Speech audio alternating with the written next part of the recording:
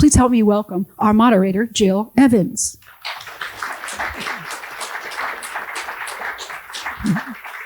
The next author is Katherine Reay. She is a native of Mississippi and a graduate of the University of Southern California. Her novel looks really yummy. I saw it. It is. My kind of book. And it's called Lady Killer. Okay. And finally, we have Snowden Wright. He was born and raised in Mississippi, and he is the author of American Pop, a Wall Street Journal Book of the Month, and an NPR Best Book of the Year. His new book, however, is The Queen City Detective Agency. So welcome and enjoy. Hi, everyone. Can you hear me okay? Yes. Fantastic. Fantastic. First, we're going to start out with just the introductions to the book. So, Katherine, go ahead and tell us a little bit about the book. Hello. So my book is Lady Killer, and it is set in Greece. It follows two best friends who could not be more different. Rebel heiress Gia and her bookish best friend, Abby, who was the daughter of her family's former chef. So Gia is turning 30. Her father has just died and left his entire estate to charity. The only thing she has is this beautiful estate in Greece, which she needs to sell in order to basically have any money to live on. So she's there readying it for sale with her shiny new husband. And she's about to turn 30. She invites Abby to celebrate her 30th birthday with her beneath the northern lights in Sweden.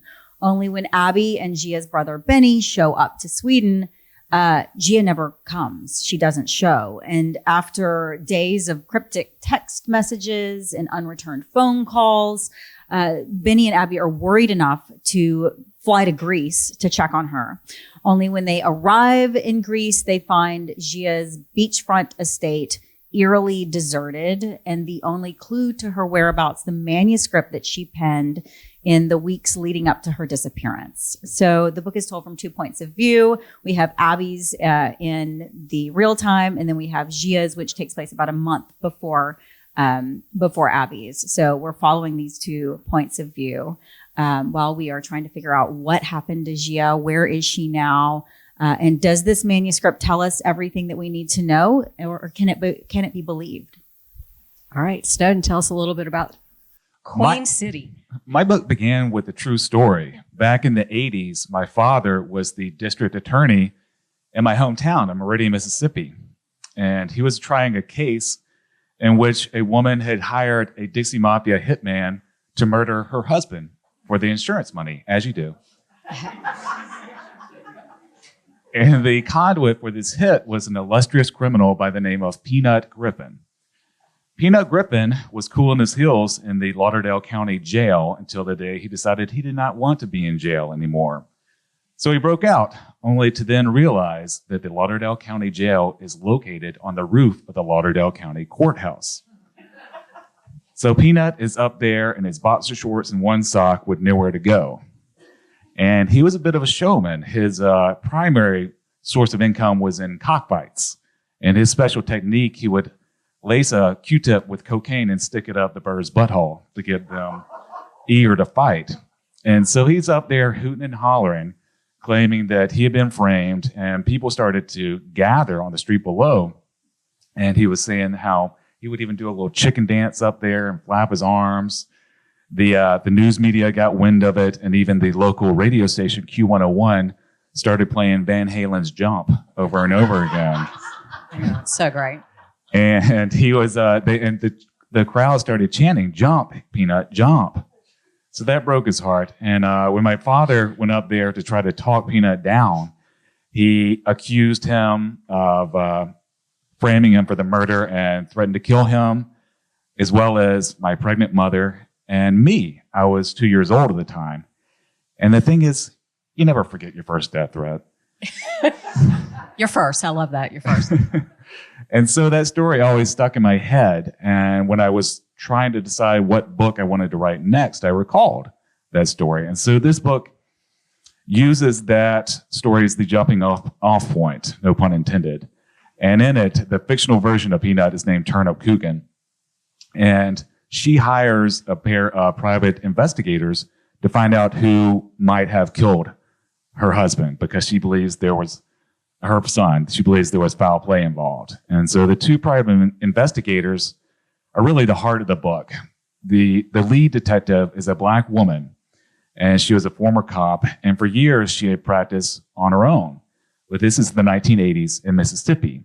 And so she faced a lot of prejudice, not only racism, but also sexism in her line of work. And so before the book takes place, she hired what she thought of originally as a prop to stand beside her. This prop is a white man who she just thought would not really help her out, just lend her the authority that she really deserved but wasn't being granted. And by the start of the book, they have built this genuine partnership and genuine friendship. And the book follows them as they investigate this death, and it leads them to all kinds of echelons of crime in Mississippi, including run-ins with the notorious Dixie Mafia. Okay. I did the mystery panel a couple of years ago, and I absolutely love mystery.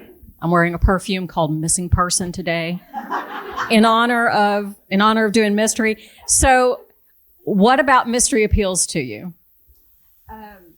I love the twists and the turns. I love not knowing what's going to happen.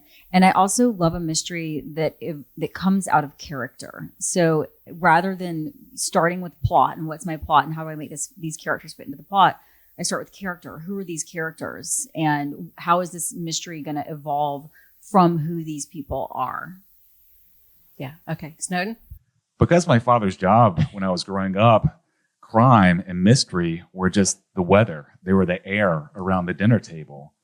And when I was first deciding to write this novel, it's a shift in genres for me. My first two books were considered historical fiction. And so this is my first crime novel, my first mystery. And I had the impetus to change genres. I got a phone call from my mother, a voicemail a couple of years ago. And on this voicemail, she goes, "Someone tried to murder your father again. He's fine, but they haven't caught the guy. And apparently he knows where you live. So lock your doors at night. Okay, love you. Bye." And so that led me to think, well, I have all these fun stories from my childhood. I might as well use them. And just so you know, when the police went to my father after this assassination attempt, they say, "Sir, can you think of anyone who would want to kill you?" And without missing a beat, he goes, "I can think of 3. And of those 3, one guy was dead, one was in prison, and the third was the guy." And lest you think poorly of my mother, I went to her a few months after that voicemail and asked her, "Mom, why were you so nonchalant about someone trying to murder your husband?" And she goes, "Snowden, I've known your father for over 40 years. I understand good and well why somebody would want to kill him." That's great. Okay. So one of the things that is we're going to come back to character. One of the things that is so strong in both of these books is a sense of place. So Lady Killer is in Sweden and the Mediterranean, sun-soaked Mediterranean. I felt like I needed to wear a lot of SPF to read this book. So tell us about setting and the Greek islands and Sweden and igloos and all the things that you did with setting and place, sense of place. Well, one of the things I think about when I start writing a book is where do I want to spend the next year of my life? Because when you are writing and editing, you are going there every day. You are thinking about it. You are dreaming about it. And it becomes very much your life. And I decided I wanted to go to Greece. And then, Greece was kind of hot while I was spending a year there. So I thought I'd put the other part of the book in Sweden, where it was much cooler. It's actually set in Sweden the first 2 weeks of fall, which is in Sweden, it's early September. And because Sweden is so cold, their fall happens like that. So it happens their peak leaf is all at the same time. So you get this absolute beautiful burst of color and temperature, and it just is like the perfect time of year to be there. And that's why I chose that specific place and time to set that. And then with Greece, it's just so absolutely gorgeous. And there's a feeling there, like you're talking about the sun beating down. And I find it so interesting, like the effect that can have on a person, the heat. I think that we've seen it, in books and movies before. The heat can make you a little bit crazy. And it definitely does have that effect on some of the characters in this book. All right. And then Meridian, Mississippi, gritty. It seems like that the city is both crumbling and developing at the same time. So tell us about Meridian. Meridian's my hometown, and it was known as the Queen City because at one point in time, it was the second largest in the state. It was even the capital for a short period of time. But in the 80s, Meridian was crime-riddled. It was almost like the Wild West. And my father, with his job, he was essentially the sheriff of this here town. He even tells me this one story. There was a dive bar in Meridian called the John Wesley Hardin Club. So speaking of Wild West, it was named after the deadliest gunfighter in the West. And my father tells the one story, the one time he patronized this venue. He's walking in the door, and the woman working it stops him. She goes, "Sir, are you armed?" My father was almost offended at the very question. He says, "No, ma'am, I am not." She reaches into her drawer, pulls out a handgun, gives it to him, and says, "You can borrow this one. I think you'll need it, honey." And so that, among other stories, was why I chose Meridian for this town. It allowed me to revisit my childhood in my hometown and to see the good and the bad. I recently visited my mother's book club in Meridian, and the first thing they asked me was, "Why do you hate your hometown?" And I was like, "Oh, we're coming in hot, huh?" But I consider criticism a form of respect. Thoughtful, well-considered criticism means you're taking a subject seriously. If I got a book review where the reviewer said, "Snowden Wright is a genius, he's never written a bad word," I'll be flattered, but also it shows they're not really taking me seriously as an author. If they criticize me and it's well considered, I respect that and consider it a form of respect. And so that's how I approach my hometown. Okay. One of the interesting things about both of these books is that they're told from multiple points of view, which I love in a book. It's so much fun. And in Lady Killer, we have Gia and Abby. And one of the most interesting aspects there is that you've got Gia's point of view is told through this manuscript. So tell us a little bit about how you approached point of view and telling the story. Well, this story deals a lot with truth and how we decide what is true. And so what better way to approach that than from two different points of view? And you have two different people that may have had the same events happen to them, but they see them in a completely different light.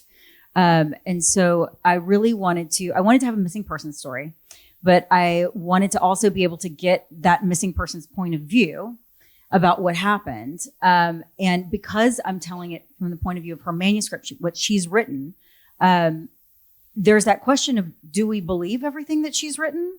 Is she telling the truth? Because there are some things in the past that happened to her and her best friend, Abby, that we hear about from both of their points of view, and they have a completely different point of view about what happened.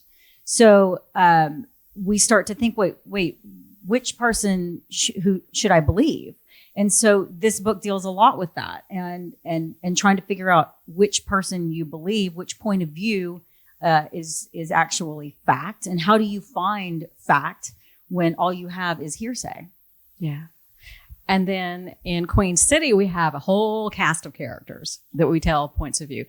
The center of all of it is Clementine, but then you've got Turnip, you've got Jacob, you've got Molly, you've got all these other Christopher. Poor Christopher. I know. So tell us about point of view and how you're just propelling the story along through this cast of characters. I really wanted to build out the world of Mississippi in the 1980s. And in order to do that, I wanted to explore lives outside of that of my central protagonist. And a lot of the plot arose organically from characters. So I introduced Turnip Coogan's wife, and initially she came across as a bit flighty, not that bright, but I felt that there was something more to her. And so I wrote a chapter from her point of view, and we find out that she has much richer depth and interiority than we at first believed, and she's more involved in the plot. So that plot turn arose from exploring this character. And then, I don't want to get too crafty-wafty with this, but being able to tell points of view other than your protagonist allows you to create dramatic irony. we know information that our protagonists, these PIs, don't know. And therefore, we know when they're close to solving it, when they might be in danger. And it also helps with the passage of time. If you have two chapters right next to each other and a week passes between them, you can start chapter 2 with a week later, comma. But if you sandwich in there a chapter from a point of view of a secondary character and they're off doing something slightly related but tangential, and we come back to that other scene, that other character, it feels like a week has passed. And so it allows a lot of craft elements with the control of narrative, with the control of information, and the control of time. So one of the other things that I thought was really interesting about these two books is Katherine has some references to mythology in her book. So talk about what role mythology plays. Well, you cannot set a book in Greece without getting into mythology. And I love mythology. I think we have mythology in our lives today as much as they did in ancient Greece. It's just we have different types of mythology now. We have the mythology of our democratic system and what that means with our political parties. We have the mythology that, of different religions. We have the mythology of celebrities instead of Greek gods. But human nature doesn't change. And I think the Greek myths were there to explain human nature and why things are the way that they are. And the thing that I found very, very interesting about it too is that humans are meant to actually be more evolved than the gods.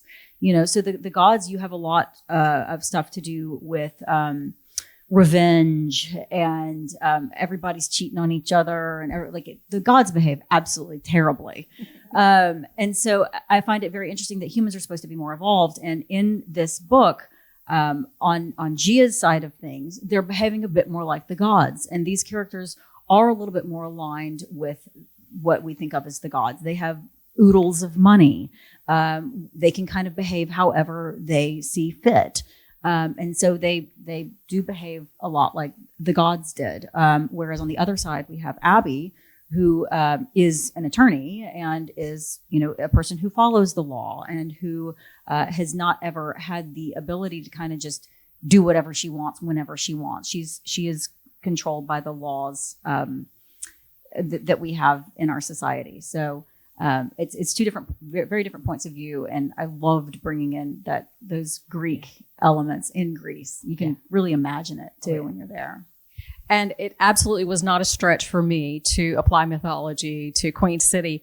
You have what has implanted as in the South, the mythology of the Dixie Mafia. And so tell us a little bit about that, whether it's real, whether it's not. Yeah. The Dixie Mafia was real, for sure. In the book, I modified them. I fictionalized them. So they're more of a myth. They're more of a union of boogeymen. Are they real? Are they not? And so a lot of police officers will use them as a scapegoat for crimes they can't solve. But as the book goes along, you find out that they might be the military branch of something much larger, a more shadowy, behind-the-scenes government. And because I'm a pragmatic writer, I chose not to fully define what this larger organization is, because maybe I will in later books in the series. But with the Dixie Mafia and just the mythology behind them, it allowed me to dig deeper into the undercurrents and the roots behind what creates crime in Mississippi and in the South in the 1980s. I was thinking about this one story just from a few months ago. My dad was called in by the FBI because they were opening up a case that he had investigated when he was a DA.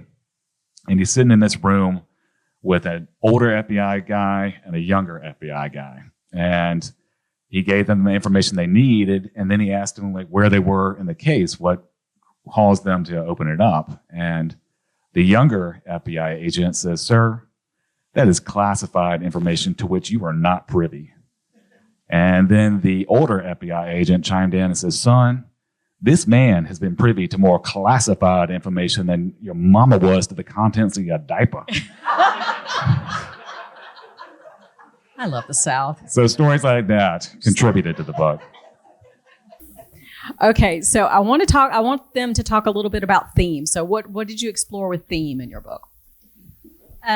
There's a lot in this book about survival of the fittest, and the origin of species. So we all, the food chain, we think about the food chain and where people fit in on the food chain and the things that we will do to protect ourselves. And this, of course, exists in the animal world. And there's a lot of imagery of that in the animal world.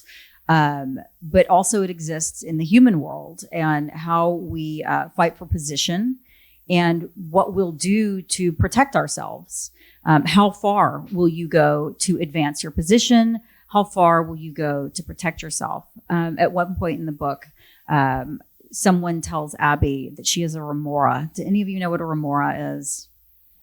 So a remora is the little fish that swims with sharks, and they have a sucker on them, and they attach to the shark. And so it's a symbiotic relationship. The remora cleans the shark, and it eats all the shark's leftovers, basically. So they're each doing something for each other. But this person warns Abby that she is a remora, and it's a symbiotic relationship until the shark gets a little too hungry or gets annoyed with the remora, at which point it eats the remora. Mm-hmm. So it's never an even relationship. So there's a lot of that in this book. Mm-hmm. Okay.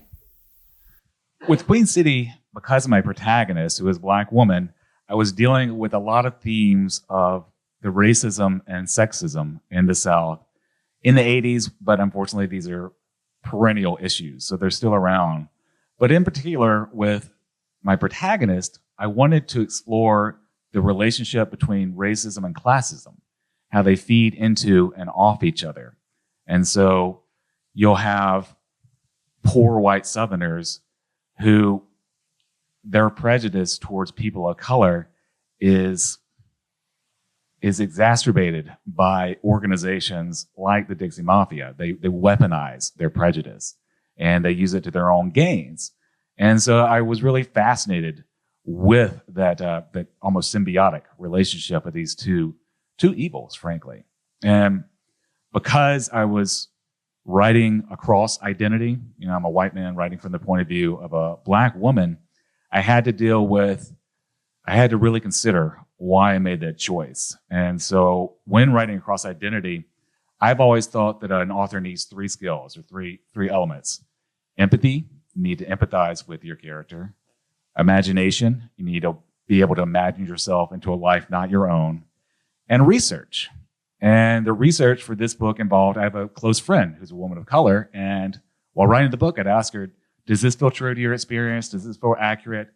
And her answer 100% of the time was, yeah. Finally, she got a little fed up with me, and she said, enough. People of color aren't from Mars. We're just people.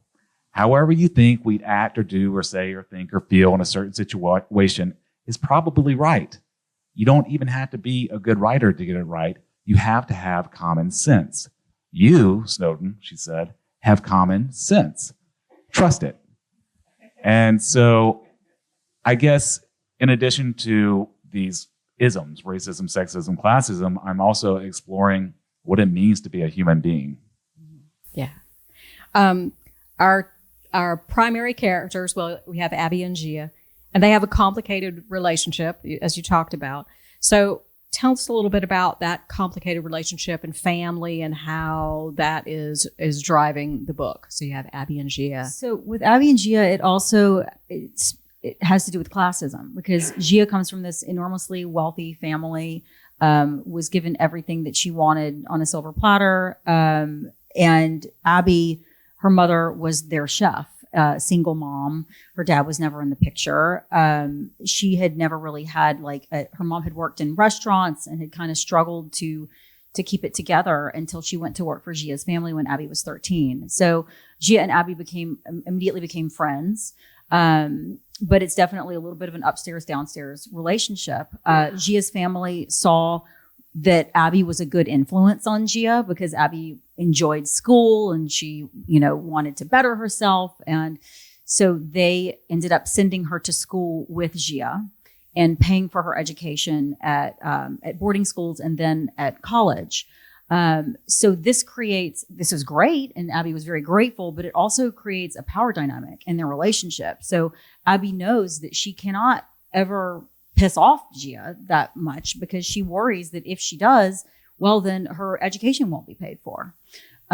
So it creates a very interesting dynamic within the relationship where these girls really do love each other and they really are best friends and they pick up after each other. Like, Gia's bold and brash and out there making messes. And Abby's kind of the one who's like a little bit more quiet in the corner reading and kind of cleans up the messes. But Abby didn't mind that because if there's a Greek goddess setting off fireworks on the soccer field, then no one's paying any attention to the diminutive pale-eyed girl in the corner reading. So, and she'd never liked a lot of fuss. So that was kind of fine with her. You take the attention, I'll be over here.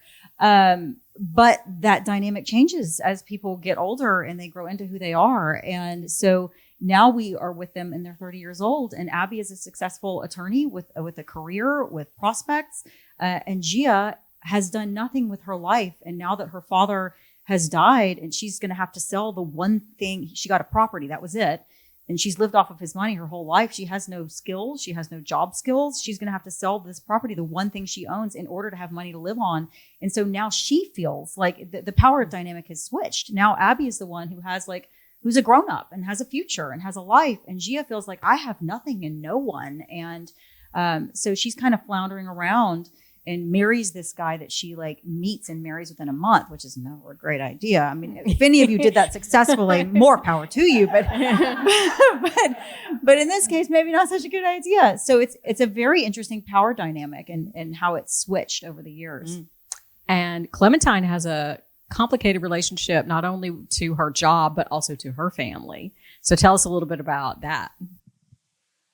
Clementine's father is in prison, and she helped put him away when she was a cop. And when we first meet him, it's about the 40% point in the book, we find out that her father is a white man. So Clementine is biracial. She identifies and presents as Black, but she still feels of two worlds, having grown up as a Black child raised by a white man. Her mother died during childbirth, so a single father, and being raised in a white neighborhood. In a lot of ways, I think that's what made her ultimately a good detective. She always had to read her identity through the eyes of others. She would have to read what people were thinking about her. And if you think of W. Du Bois's concept of a double consciousness, with Clem, because she's biracial, it's almost a quadruple consciousness. And so she's always having to interrogate and investigate her world and her own identity through how other people look at her. And that gave her a skill set by looking at people's tells. And that enabled her to become an exceptional private detective. Okay, so a little crafty thing. How did you approach twisty plotting and your approach to writing a mystery? Are you a plotter or a pantser? A bit of both. Same here. Yeah. So I do plot at the beginning. My first book, The Lion's Den, which I wrote under the name Catherine St. John, I just was writing because I wanted to write. I had a story to tell. I did not do any plotting first. And I did a lot of editing on that book because I didn't do the plotting. So I learned my lesson. And so now I note card things and I do plot it out. I know where I'm going, beginning to end. But then I get to writing and the characters start taking on a life of their own. And they don't always want to do what I want them to do, or they want to do something more interesting. So I have to let them, obviously. But that is, interestingly, where my best plot twists come from. So I know generally where I'm going, but the detours along the way are what lead me to my greatest plot twists. And I find that generally speaking, when I turn in a first draft to my agent, it's good enough, but it needs that last twist. And then it's in just knowing that someone else is reading it gives me a different perspective on my work and gives me an outside, takes me out of it so that I can see from the 30,000 foot view. And that is generally when my best plot twists will come to me, is when I'm actually on that second draft, because and that keeps them interesting and it keeps them fresh, because I didn't go in with it being and we're going to get to this plot twist. It was no, actually looking at what I've written so far, wouldn't it be interesting if this happened? And how does that change the end? And then what ripple effect does that have throughout the rest of the book? You go back and you're like, okay, this is amazing. So I find my plot twists as I'm writing. So it's a little bit of both. Yeah. And how about you, Snowden? Did you discover along the way, and how did you approach it? A lot of it arose from character, as I was mentioning earlier. When I finished the first draft, I sent it to my best friend, the author Matt Burgess, who's published 2 literary crime novels with Doubleday. And so Matt and I have been friends since college. He read it, and he was almost scared to tell me that he figured out who did it before the actual revelation. And I wasn't offended at all. I was happy with that because Matt's a trained crime writer, and he's very well read in the genre. So he's exceptionally well qualified to figure that out. And if you don't leave enough clues, enough breadcrumbs for a reader to figure out who did it, then you're not really doing your job as an author. I hope that readers are surprised by the revelation, but if they go back and reread the book, they'll see that the clues are all there. One of the cardinal sins a crime writer or thriller writer or mystery writer can make is to introduce their villain in the last third of the book, because then the readers have no chance of figuring it out. This person just came on the page. How are we supposed to know that they're the person who did it? And so I pride myself on not having made that mistake in this book. I've read a number of books that do make that mistake, and I'm always kind of shocked at it. But that's where I think the same thing that Katherine was saying when in rewrites and second drafts, that's where you really bring up those breadcrumbs and allow the clues to be there so readers can figure it out. And if they do, that's great. I hope that the ride is fun enough that they'll keep going with it. People always talk about spoilers, but I don't really believe in spoilers, because if a book or a movie can be spoiled, then it's probably not very good. I've rewatched The Sixth Sense multiple times because it's a really good movie, even if you know the twist at the end. And so I think good novels have that same quality. Yeah, I think that you don't want a twist to be a gimmick. You know what I mean? Like what you're saying, it feels cheap if you didn't get to know. You kind of want to get to know the villain, right? And it's interesting, like threading that line between like giving enough clues that somebody can figure it out, but not so many that it's obvious. Yeah. That's part of the fun of writing mystery. And the fun of reading them. So, speaking of fun, what was the most fun thing that the thing that you had the most fun writing? Doesn't have to be the main character or some aspect or whatever. What was the most fun when you were writing? I can't give away which scene it is because it is at the end of the book. But there was a scene that I knew I needed a confrontation between these two characters. And I wanted it to take place in a certain way. And when I got to write that scene, and there's a bread knife that is involved in the scene in a very interesting way. And it was so much fun to write that confrontation between these characters. That was my most fun scene that I wrote in the book. And I wish I could talk more about it, but because it's at the end, I can't. But you have to read it. Okay. With me, it was the dialogue between the two protagonists, the two private investigators, Clem and Dixon. And there was a write-up in Good Housekeeping before the book came out where they described their relationship and their banter as being very Nick and Nora. And my sister, who's younger than me, read that and goes, "What does your book have to do with Nick and Nora's Infinite Playlist?" And I said, "Oh, honey, it's Nick and Nora Charles. That's who they're referencing." And so I really modeled their back and forth, their banter on that style of writing, that style of banter. And so it allowed me to put jokes in the book. I hope it's come across that this is a funny book. It has serious issues in it, but it also has humor. And I pride myself on being able to do both in a book. And I think a book about serious subject matters, it gives them weight if you can salt them with jokes. I mean, nobody ever put away a book for it being too funny, I believe. And so that was my favorite part of writing it. Okay, so what was, in your research and in your writing, what was the most unexpected thing that you came across? Didn't have to make it to the book, or maybe it did, but what was something that you found that really surprised you? Okay, so we've talked a little bit about location. One of the things that I do, I always visit the places that I'm setting a book because I think it's so important for those little details, that really make you feel like you're in a place. Now, when I'm unable to actually go to the place while writing the book, I'm drawing on memories and photos of my experience there. I've discovered that I can use the Oculus. There's a feature on there where that's basically the same as like Google Maps, but it is 3D. So when I would need a little bit of inspiration, I can go to Greece in 3D and walk around on like a little Greek island and be like, oh yeah, this is something that would make it great into the book. So in the spirit of talking about location, there was how to explain this without giving anything away. There was a location I needed to put in the book.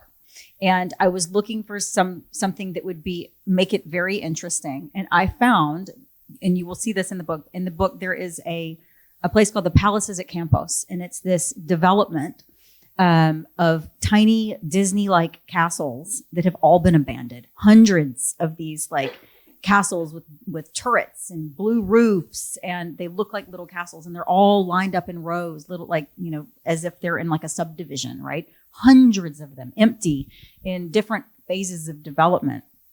And I used this. It's actually a development in Turkey that was abandoned and like in mid-development, like probably about 12 or so years ago, it was abandoned. And so I took this development in Turkey and I moved it to Greece, and I used it in the book. So that was something that I stumbled across in doing research, trying to figure out where I was going to set something. And I was like, "Ooh, I've got to use this. Yeah. This is super creepy." So get in there. It's good. It's good. What about you?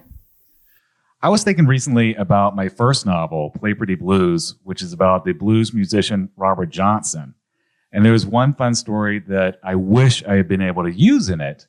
I was able to get the court transcript for the case in which Robert Johnson's heir was suing to get what he was owed as the heir to this musician who has since become famous and generated a lot of money.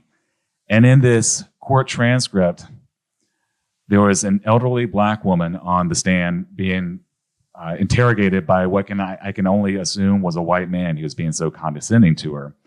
And the way the lineage was worked out is this woman witnessed the mother of the potential heir making love to Robert Johnson when they were both in the woods. And so this woman was in one part of the woods making love to a man that she picked up at a bar. And her friend was in this other part. They were young at this time.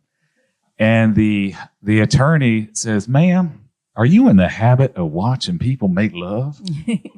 And she goes, "I wouldn't say I'm in the habit, but I have."